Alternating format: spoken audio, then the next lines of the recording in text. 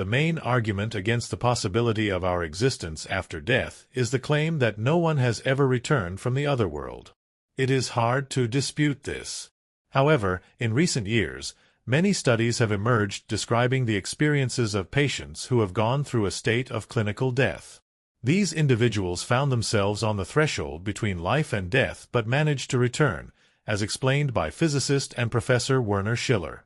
Werner Schiller believed that the accounts of these individuals could be considered serious evidence that our world is not the only place of existence. The scientist noted that many of those who experienced clinical death and temporarily left their bodies felt a sense of freedom, lightness, and inner peace. However, there were also cases in which people had entirely different, unpleasant experiences.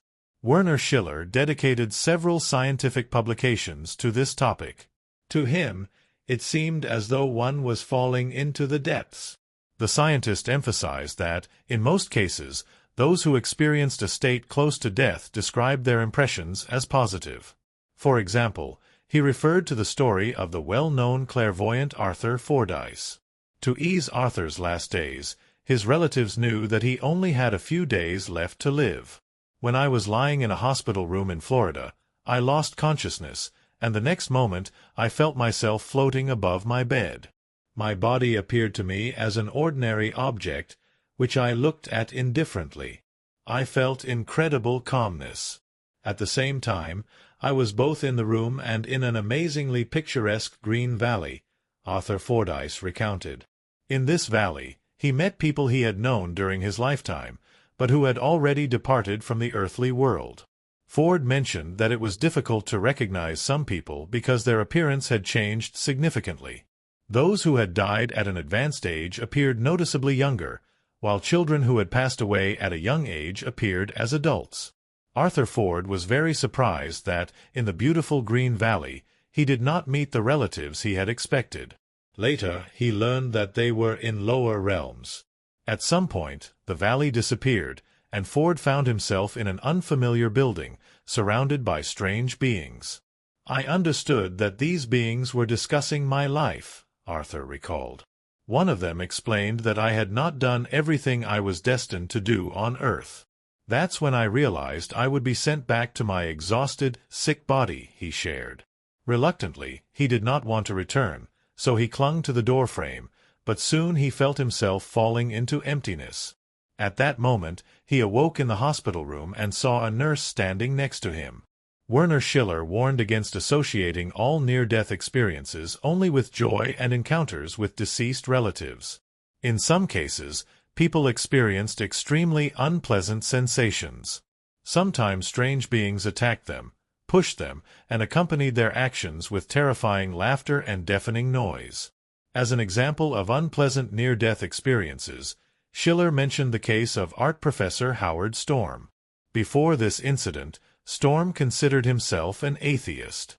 On July 1, 1985, during a business trip, he urgently needed emergency surgery. While waiting for medical help, Howard experienced clinical death. "Time seemed to stand still, and I was aware that death was approaching. I had always been an atheist and considered death as the natural end of existence. The thought that my life would end so absurdly at the age of 38 filled me with despair. At some point, I gave up, closed my eyes, and my consciousness drifted away. I thought I would never see my wife and children again.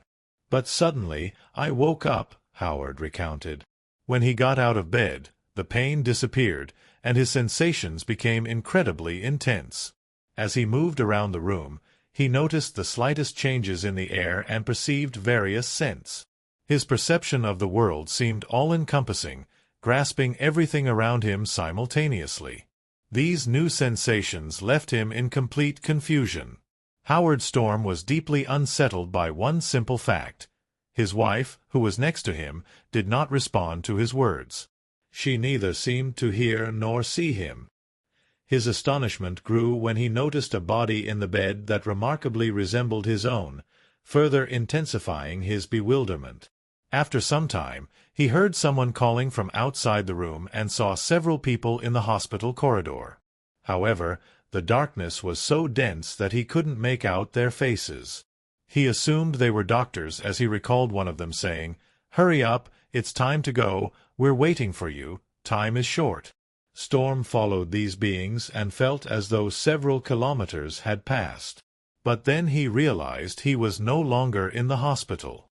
He was surrounded by complete and profound darkness. He told his companions that he would not go any further.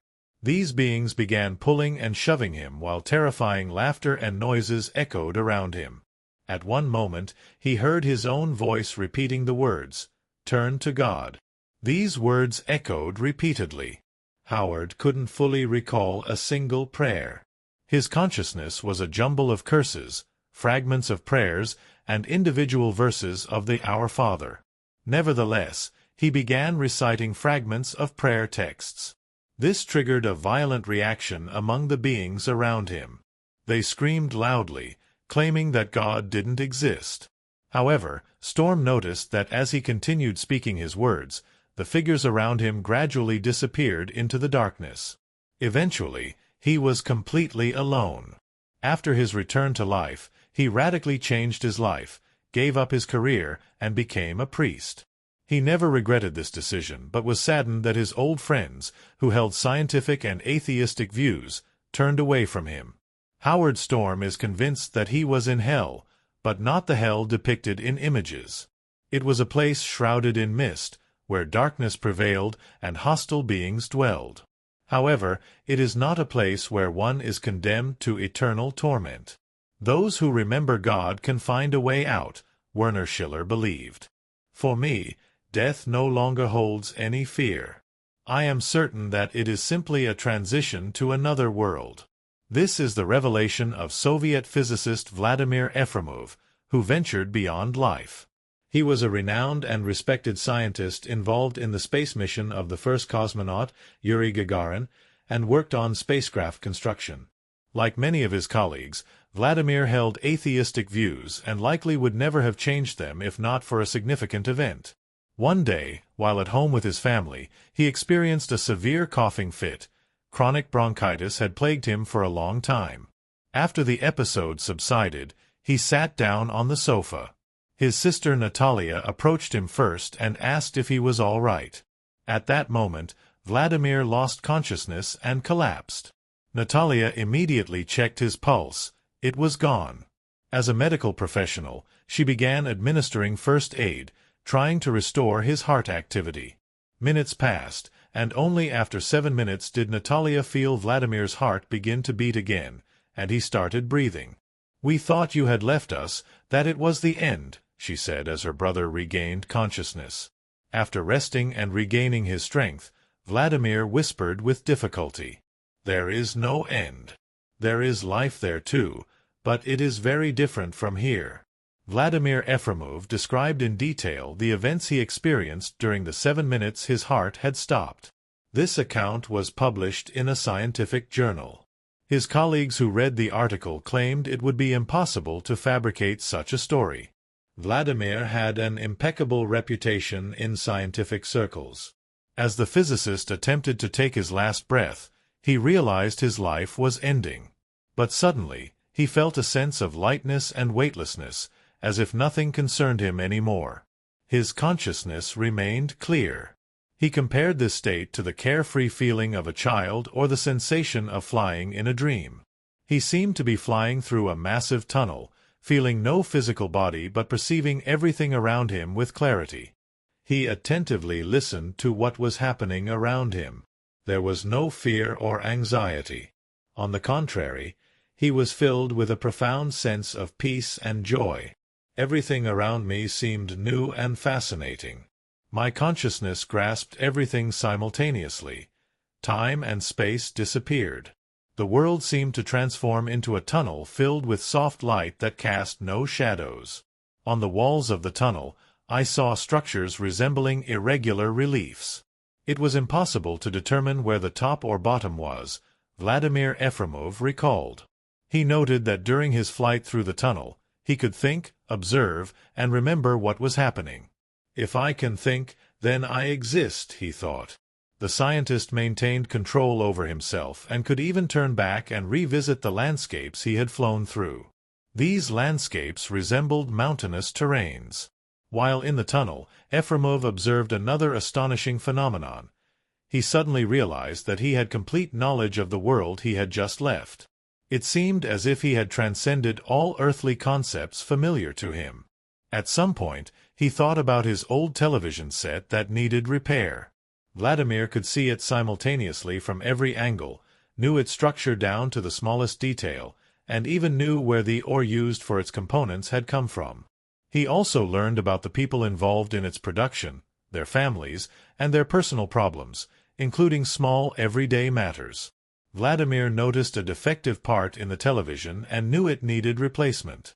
After returning to life, he recovered and decided to repair the television. After purchasing the necessary part, he restored the device to working condition. Incidentally, this was not the only problem whose solution occurred to him in the tunnel. Vladimir had long been working on improving the design of a rocket with wings, but during the flight, he saw the entire system in intricate detail. After returning to life, he successfully completed this project. Everything Vladimir Efremov realized and saw in those brief moments is difficult to put into words. As he later recounted, all objects in that space were interconnected, and the processes taking place there adhered to specific laws.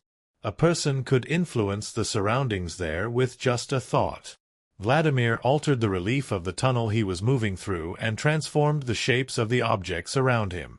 Finally, he concluded that everyone there sees exactly what they wish to see, which is why the accounts of people who have experienced death often differ. I was aware that something omnipresent and boundless was guiding me. This invisible yet palpable being did everything to avoid frightening me. I understood that it was showing me phenomena and problems in their complete causal relationships. Although I couldn't see it, I strongly felt its presence, Vladimir Efremov recalled. For Efremov himself, the state he experienced was a source of incredible joy that surpassed all earthly sensations. Even the love of his youth seemed insignificant compared to this experience. However, not everything was pleasant. At some point, he felt a resistance preventing him from moving forward. It seemed as though he was being pulled out of the ground like a plant. Everything around him began to spin, and he saw his pale sister, whose face expressed terror. Vladimir's face, however, beamed with enthusiasm. He told his relatives that he no longer feared death, as it was merely a door to another world. Write in the comments what you think of these words and whether you believe in life after death. Don't forget to leave a like and subscribe to the channel so you don't miss any new videos. Wishing everyone prosperity and happiness.